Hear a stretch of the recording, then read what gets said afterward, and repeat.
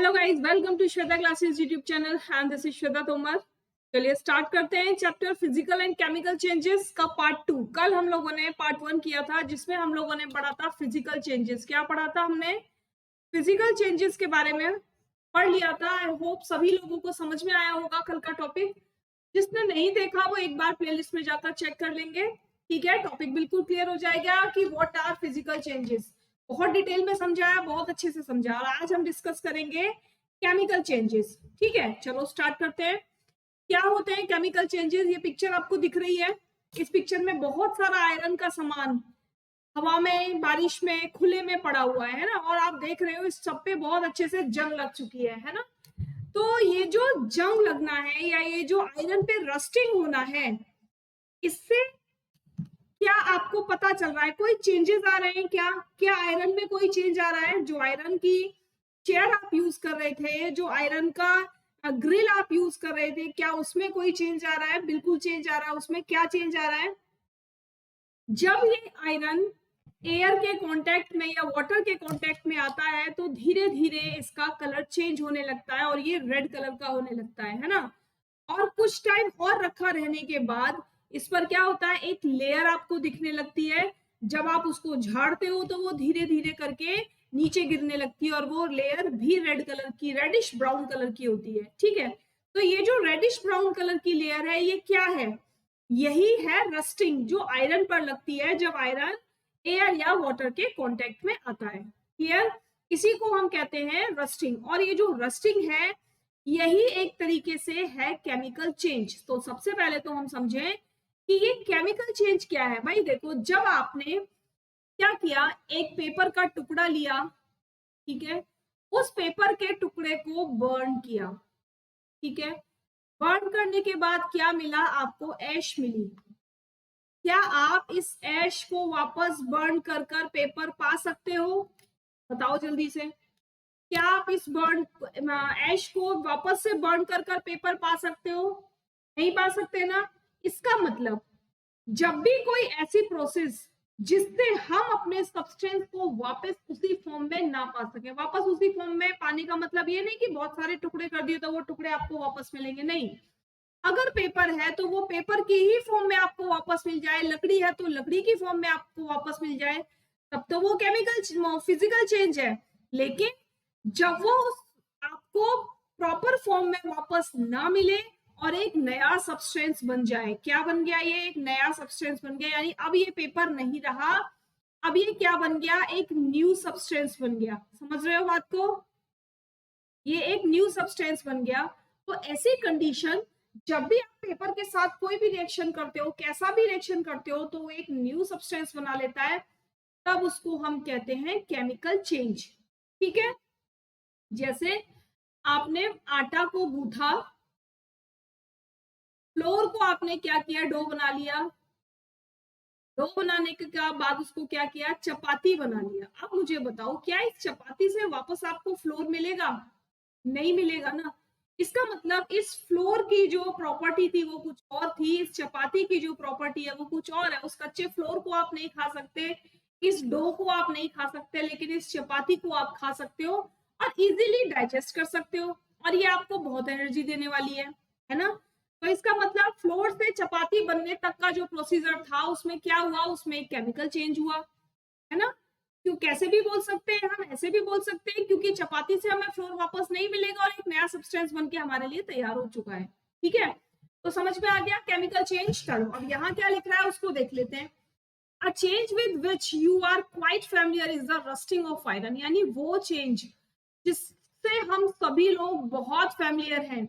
सबके घर में होता है ऐसा कि बहुत ज्यादा टाइम अगर आयरन बाहर पड़ा रहे तो उस पर जंग जैसी लगने लगती है और बोलते हैं तार पे कपड़े मत सुखाना, जंग लगी हुई है, कपड़े खराब हो जाएंगे, ऐसा कुछ बोलती है ना मम्मी। ये वही है रस्टिंग।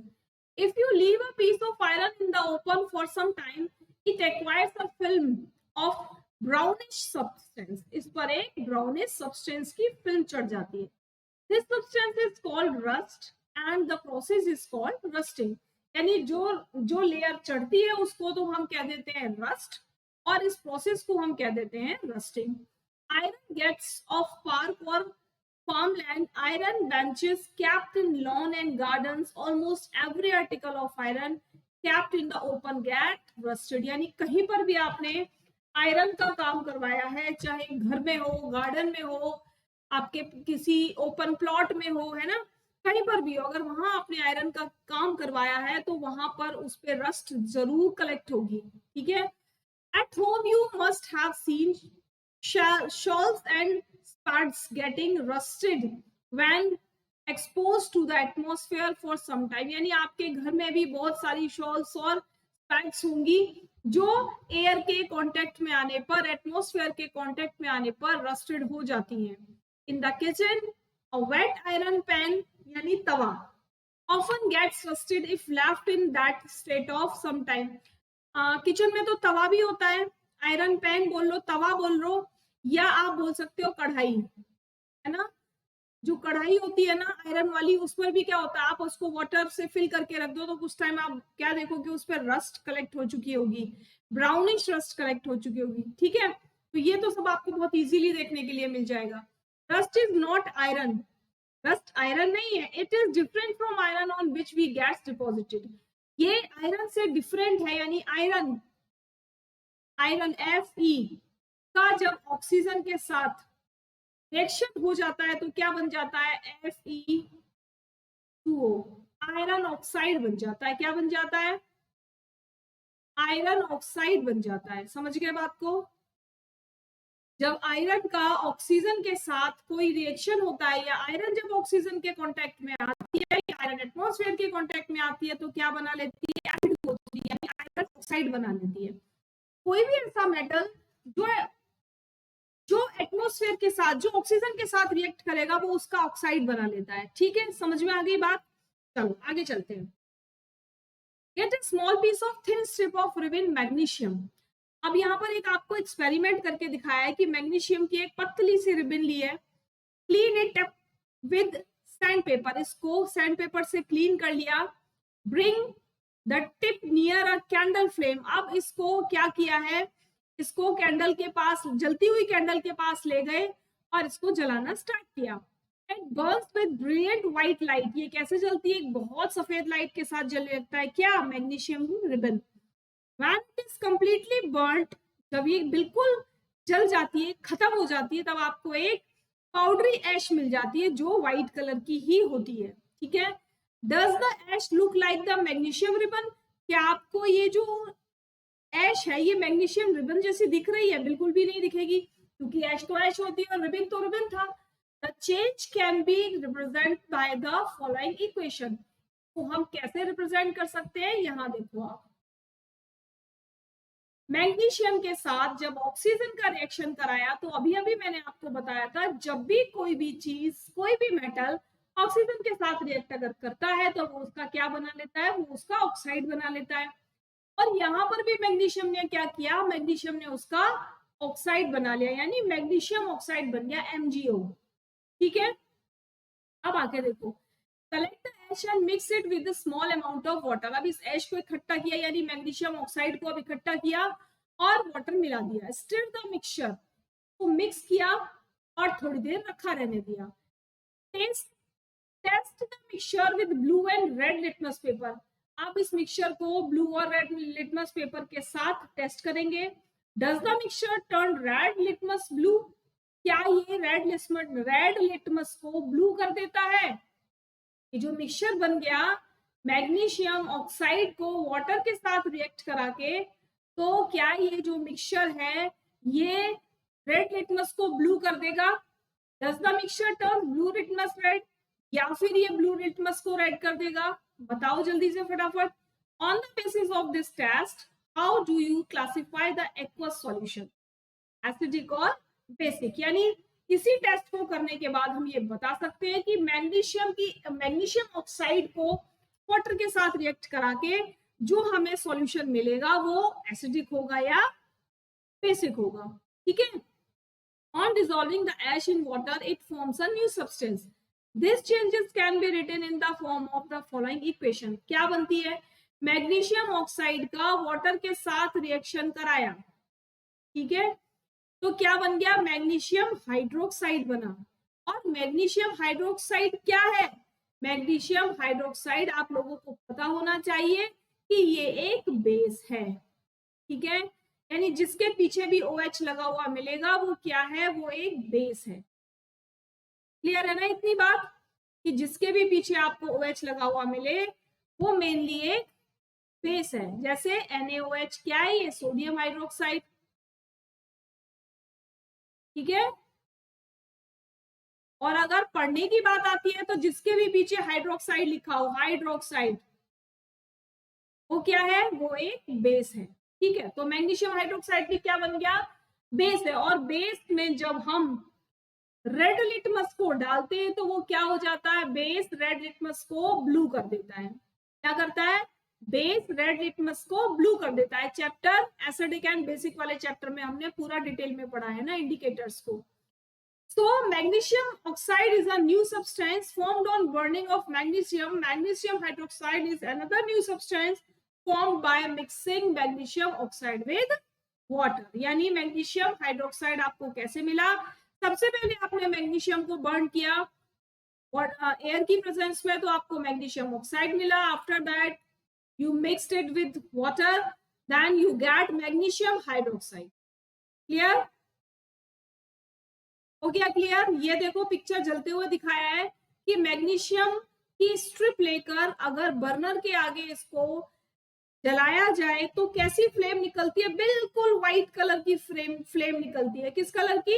व्हाइट फ्लेम निकलती है, ठीक है. अब ध्यान रहेगा ना, पिक्चर इसीलिए दिखाई जाती है आप लोगों को ताकि बातें आपके माइंड में बिल्कुल सेट हो जाए. जब हम पिक्चर नहीं देखते, केवल थ्योरी पढ़ते जाते हैं तो हमें बातें इतनी समझ नहीं आती. लेकिन जब भी हम किसी भी चीज को पिक्चर के थ्रू पढ़ लेते हैं तो वो बातें हमारे माइंड में क्या हो जाती हैं? सेट हो जाती हैं, ठीक है. चलो आगे देखो. Dissolved about a teaspoonful of copper sulfate, blue vitriol और नीला थोथा. जिस कॉपर सल्फेट, ये जहर होता है एक तरीके से, ठीक है, एक तरीके से जहर होता है जिसको हम ब्लू विट्रॉल और नीला थोथा, गांव में इसको नीला थोथा कहा जाता है. In about half a cup of water in glass, tumbler और अ बीकर. यानी क्या किया? थोड़ा सा टीस्पून फुल कॉपर सल्फेट लेकर पानी में उसको मिक्स कर दिया. पानी आपका कैसा हो गया? ब्लू कलर का हो गया, ठीक है. Add a few drop of dilute sulphuric acid to the solution. अब इसमें क्या डाल दिया? Dilute H2SO4. मिक्स किया dilute H2SO4. You should get a blue colour solution. किस कलर का हो गया सॉल्यूशन? ब्लू कलर का हो गया सॉल्यूशन. क्लियर बात. Save a small sample of the solution in a test tube or a small glass bottle. थोड़ा सा अलग से निकाल कर रख लिया किसी भी ग्लास में. Drop a nail or a used shaving blade into the remaining solution. बचे कुचे पानी में, यानी जो बीकर में पानी था उसमें क्या किया? आयरन नेल या कोई आयरन का ब्लेड डाल दिया. Wait for half an hour or so. आधा घंटा या 1 घंटा वेट करेंगे. Observe the color of the solution. Colour कैसा हो जाएगा? सॉल्यूशन का ग्रीन कलर हो जाएगा, ठीक है. क्योंकि जो कॉपर सल्फेट जो था उसने किसके साथ रिएक्ट किया? H2SO4 के साथ रिएक्ट किया, ठीक है. कॉपर सल्फेट H2SO4 के साथ रिएक्ट करेंगे और एक नया सब्सटेंस बना लेगा जो यहाँ पर ग्रीन कलर का आपको दिखाई दे रहा है, ठीक है. Compare it with the colour of the sample solution saved separately. अब इन दोनों सॉल्यूशन में आप कंपेयरिंग करके देख लो कौन सा आपको ब्लू दिख रहा है, कौन सा आपको ग्रीन दिख रहा है. जो आपको ग्रीन दिख रहा है इसका मतलब उसने आयरन नेल के साथ क्या किया है? उसने आयरन नेल के साथ एक्सपेरिमेंट किया. एक्सपेरिमेंट नहीं, रिएक्शन किया है उसने आयरन नेल के साथ, ठीक है. और क्या बन गया? FeSO4 बन गया. देखो copper sulphate CuSO4 plus nail किसकी थी? Fe की थी. इसको बाद में लिखते हैं, इसको ना ऐसे लिखते हैं Fe प्लस CuSO4, ठीक है. जब ये रिएक्ट करेगा तो क्या बनेगा? ये FeSO4 प्लस Cu. कॉपर को हटा देगा और कॉपर की जगह पर आयरन खुद आकर बैठ जाएगा और अपना खुद का एक सल्फेट बना लेगा. यानी अब क्या बन जाएगा? अब आपका बन जाएगा FeSO4 पैरस सल्फेट बन जाएगा, ठीक है. समझ में आ गया? जो किस कलर का होगा? जो आपका ग्रीन कलर का होगा। ये किस कलर का था? ये आपका ब्लू कलर का था। ठीक है, बात आ रही है ना समझ में? चलिए, do you see any change in the color of solution? Take out the nail or a blade. Has it changed in any way? The changes that you notice are due to reaction between copper sulfate and iron. The changes of color of the solution from blue to green is due to the formation of iron sulfate, यानी iron ने copper की place पर जाकर बैठ गया और वहां से कॉपर को रिप्लेस कर दिया। ठीक है, और तब एक न्यू सब्सटेंस बना जिसको हम क्या बोलते हैं? जिसको हम बोलते हैं फेरस सल्फेट। ठीक है, the brown deposit on the iron nail is copper. Brown deposit on the iron nail is copper, यानी उस आयरन की नेल पर जो ब्राउन ब्राउन डिपॉजिट हुआ है वो क्या है? वो कॉपर है। Another new substance we can write the reaction as, और एक जो न्यू सब्सटेंस बनता है वो क्या है? वो आयरन सल्फेट या फेरस सल्फेट है। ठीक है, यहां देखो, कॉपर सल्फेट का सॉल्यूशन लिया जो ब्लू कलर का है, आयरन के साथ रिएक्ट कराया, क्या बन गया? यहां पर से कॉपर हट गया, ये वाला कॉपर हट गया, यहां से आयरन ने प्लेस ले लिया और ये ग्रीन कलर का सॉल्यूशन बन गया और कॉपर ब्राउनिश कलर के फॉर्म में ये आयरन नेल पर डिपॉजिट हो गया अलग से। ठीक है, समझ में आया? क्लियर हो गया? बस इससे ज्यादा आप लोगों को नहीं समझना है, इसमें केवल इतना समझना है कि किसके साथ रिएक्शन होती है तो क्या होता है। एक मैंने आपको रिएक्शन बताई, जब मैग्नीशियम की ऑक्सीजन के साथ रिएक्शन होती है तो मैग्नीशियम ऑक्साइड बनाता है, और जब मैग्नीशियम ऑक्साइड की वाटर के साथ रिएक्शन कराते हैं तो मैग्नीशियम हाइड्रोक्साइड बनाता है। और जिस भी फॉर्मूले में आपको हाइड्रोक्साइड लिखा हुआ मिल जाए दैट इज बेस, वो सब बेस है। ठीक है, एक रिएक्शन मैंने आपको ये बताई कि कॉपर सल्फेट के सॉल्यूशन में जब आयरन नेल डाली जाती है तो आयरन कॉपर को वहां से रिप्लेस कर देता है, इसको डिस्प्लेसमेंट रिएक्शन बोलते हैं, और उसकी जगह पर जाकर खुद बैठ जाता है और कॉपर सेपरेट हो जाता है। ठीक है, क्लियर है ना बात? समझ में आ रहा है? आगे देखो, take about a teaspoon full of vinegar in a test tube, add a pinch of baking soda to it. यानी विनेगर आप सबके घर में होता है, वही वाला विनेगर है, एसिड होता है ना, ये एसिड लिया और क्या मिलाया इसमें? बेकिंग सोडा मिलाया। You would hear a hissing sound and see bubbles of the gas coming out.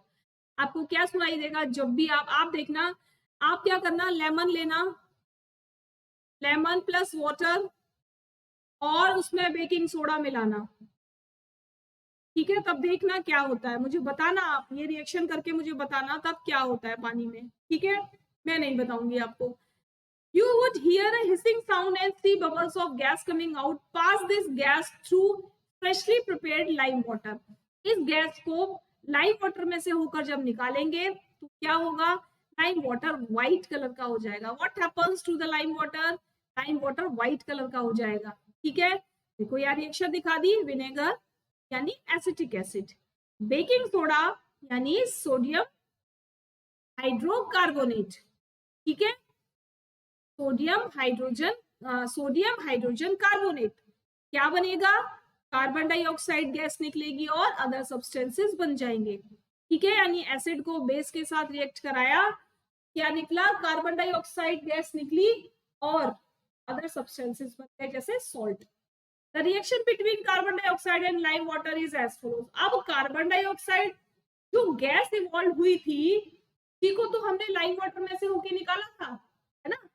तो जब हम कार्बन डाइऑक्साइड को लाइम वाटर यानी कैल्शियम हाइड्रोक्साइड के सॉल्यूशन में से निकालेंगे तो क्या बन जाएगा? कैल्शियम कार्बोनेट CaCO3 बन जाएगा और वाटर बन जाएगा। ठीक है, जब लाइम वाटर यानी कैल्शियम हाइड्रोक्साइड के सॉल्यूशन में से हम कार्बन डाइऑक्साइड गैस को निकालेंगे तो कैल्शियम कार्बोनेट यानी CaCO3 और वाटर मिल जाएगा आपको। ठीक है, यहाँ पर देखो जो मैं आपको बता रही हूँ यहाँ लिखा हुआ, when carbon dioxide is pass through lime water calcium carbonate is formed. क्या बनता है? कैल्शियम कार्बोनेट बनता है। कब? जब कार्बन डाइऑक्साइड को लाइम वाटर में से होकर निकालते हैं। इस form which makes lime water milky. Lime water को कैसा कर देता है? मिल्की कर देता है। The turning of lime water into milky is a standard test of carbon dioxide. और ये क्या है? लाइम वाटर का दूधिया हो जाना, हिंदी में बोलते हैं लाइम वाटर का दूधिया हो जाना या मिल्की हो जाना, ये कार्बन डाइऑक्साइड के लिए एक स्टैंडर्ड टेस्ट है। यानी अगर आपको कार्बन डाइऑक्साइड गैस का, CO2 गैस का टेस्ट करना है, तो जो गैस आप निकाल रहे हो रिएक्शन में, उसको आप लाइम वाटर में से होकर पास करो। लाइम वाटर व्हाइट हो जाता है, मिल्की हो जाता है, it means it is a carbon dioxide. ठीक है, समझ में आ गई ना? कोई प्रॉब्लम किसी को है? देख लो, अब इधर रिएक्शन दिखा रखी है। A change in which one or more new substance are formed is called a chemical change। और इसी से पता चलता है कि जब एक या एक से ज्यादा नए सब्सटेंस बन जाते हैं, तो इन्हीं सबको हम क्या कह देते हैं? इन्हीं सबको हम कह देते हैं chemical change. A chemical change is also called a chemical reaction। और इसी को हम क्या कहते हैं? केमिकल रिएक्शन भी बोलते हैं। तो सबको समझ में आया होगा, है ना? आया सबको समझ में? अच्छा लग रहा है? रिएक्शन समझ में आए? रिएक्शंस को एक बार नोट डाउन कर लेंगे, वो आपको फिर याद हो जाएंगे। ठीक है, chemical changes are very important in our life. All new substances are formed as a result of chemical change। For example, if a metal is to be extracted from an ore, such as iron from iron ore, we need to carry out a series of chemical changes। यानी chemical changes हमारे लिए बहुत जरूरी है। ठीक है, जितने भी नए सब्सटेंसेस बनते हैं वो एक दूसरे की केमिकल चेंजेस से ही बनते हैं। जैसे कोई भी मेटल निकाला जाता है, किसी भी मेटल का किसी भी मेटल को किसी और से जब निकाला जाता है, जैसे आयरन ओर से क्या निकालते हैं? आयरन निकालते हैं। और सिल्वर ओर से निकालते हैं, सिल्वर निकाल लेते हैं। तो ये सब क्या है? We need to carry out a series of chemical change. हमको जरूरत है एक केमिकल चेंज की पूरी सीरीज की इसके लिए। ठीक है ना? A medicine is the end product of a chain of chemical reaction। यानी जो मेडिसिन है वो एंड प्रोडक्ट है, केमिकल चेन का एंड प्रोडक्ट। जब मेडिसिन कोई भी हम तैयार कर लेते हैं, तो उसके बाद वो कहाँ जाके रिएक्ट करती है? हमारे स्टमक में जाके रिएक्ट करती है और उस बीमारी के साथ लड़ती है जिस बीमारी के लिए हम उसको लेते हैं। Useful new materials such as plastic and detergents are produced by chemical changes. देखो क्या क्या मटेरियल्स बनते हैं? प्लास्टिक भी बनती है इससे, डिटर्जेंट भी बनता है इससे। क्या है ये सब? केमिकल रिएक्शन से। Indeed every new material is dissolved by stirring chemical changes. यानी हर जो नया मटेरियल हम यूज करते हैं वो सब क्या है? वो सब केमिकल चेंज है। When food gets spoiled it produces a foul smell. जब खाना सड़ जाता है तो इसमें से एक गंदी सी स्मेल आती है। Shall we call this change a chemical change? क्या इसको हम केमिकल चेंज बोल सकते हैं? बिल्कुल, ये सब भी क्या है? ये सब केमिकल चेंज है। लेकिन किसी फ्रूट को काटना केमिकल चेंज नहीं है भाई। एप्पल के आपने 50 टुकड़े 100 टुकड़े कर दिए, it means it is not a chemical change because it has its own property. It is now it is also an apple और यू कैन ईट इट, है ना? तो वो एक फ्रेश, अभी भी वही फ्रेश एप्पल है जिसको आप खा सकते हो, चाहे आप उसके कितने भी टुकड़े कर लो, है ना? डजंट मैटर कि how many pieces you have done of apple, कितने पीसेस आपने एप्पल के किए, इससे कोई मैटर नहीं करता। Cut a fresh slice of apple and keep it away some time. Repeat the same activity with a slice of potato और brinjal. ये पोटैटो के भी साथ करो, ब्रिंजल के भी साथ करो। The changes of colour in these cases due to the formation of new substance. अब क्या होगा? जब हम पोटैटो या ब्रिंजल को कट करते हैं तब क्या होता है?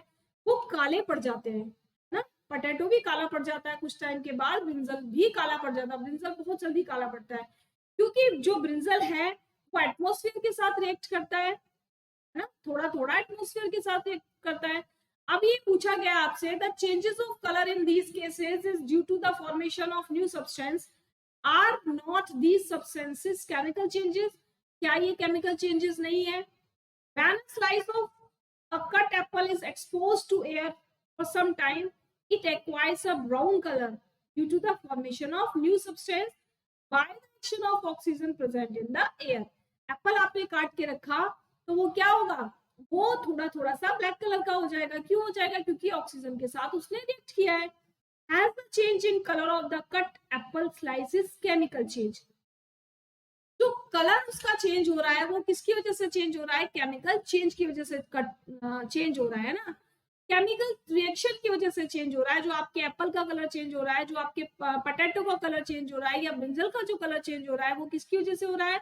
केमिकल रिएक्शन की वजह से हो रहा है। और इसको हम क्या बोल सकते हैं?